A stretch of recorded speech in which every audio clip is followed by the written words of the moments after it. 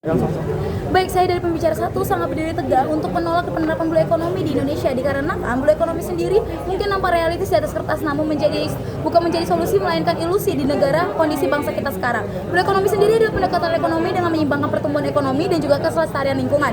Yang dimana dengan konsep blue economy ini berasal dari PBB dan juga Bank Dunia yang merupakan konsep global yang tidak selalu cukup ataupun sesuai dengan kondisi bangsa berkembang seperti Indonesia.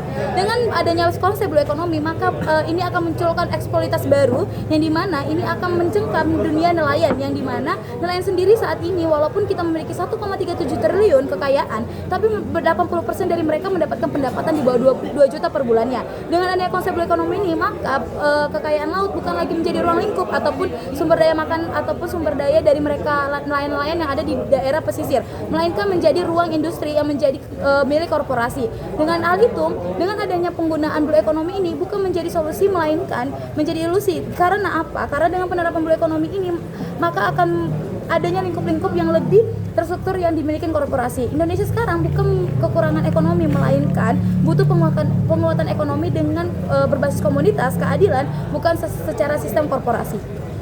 Hanya itu, menurut Antara pada tahun 2021, saat ini ada sekitar 3,5 juta hektar hutan mangrove di wilayah Indonesia atau kurang lebih sekitar 23% dari total luasan ekosistem mangrove di dunia.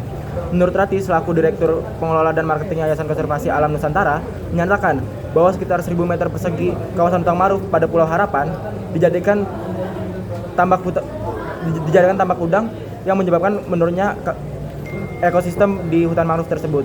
Dan menurut Kompas pada tahun 2024, hutan mangrove di daerah Riau tersandra penebangan liar dan alih fungsi lahan untuk dijadikan tambak udang dan kelapa sawit yang berpotensi terjadinya kerusakan alam seperti abrasi, intrusi air laut, dan bahkan dapat menyebabkan ekosistem gambut yang berada di daerah tersebut menjadi terancam. Dan menurut artikel Mangobaya, hutan mangrove pada pantai timur Aceh mengalami kerusakan akibat alih fungsi lahan untuk dijadikan tambak udang. Hal ini menyebabkan adanya penolakan oleh Koalisi Selamatkan Lahan dan Hutan Aceh yang mendesak pemerintah Aceh untuk menolak gagasan tersebut dan bahkan menolak perizinan baru di kawasan tersebut. Baik, proposisi setuju dengan mosi bahwa Indonesia dengan kekayaan sumber daya laut yang tinggi tidak perlu menerapkan apa itu blue economy. Seperti yang dijelaskan oleh teman saya bahwa blue economy sendiri menimbulkan masalah-masalah baru. Seperti contoh kita dapat melihat Indonesia bahwa telah mengadopsi perilaku blue economy pada tahun 2012 hingga 2014.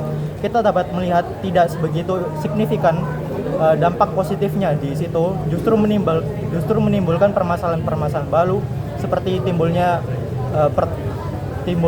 pertambangan ilegal di dasar laut sehingga menimbulkan permasalahan-permasalahan kebocoran minyak dan juga masalah-masalah pencemaran lingkungan.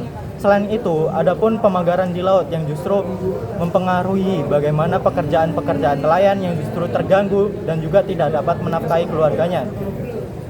Oleh karena itu, menurut kami, blue economy tidak sebegitu sangat dibutuhkan saat ini di Indonesia, justru perlu mempertimbangkan bagaimana pelaksanaannya terlebih dahulu, bagaimana landasannya, seperti hukum ataupun modal-modalnya juga dibutuhkan cukup besar.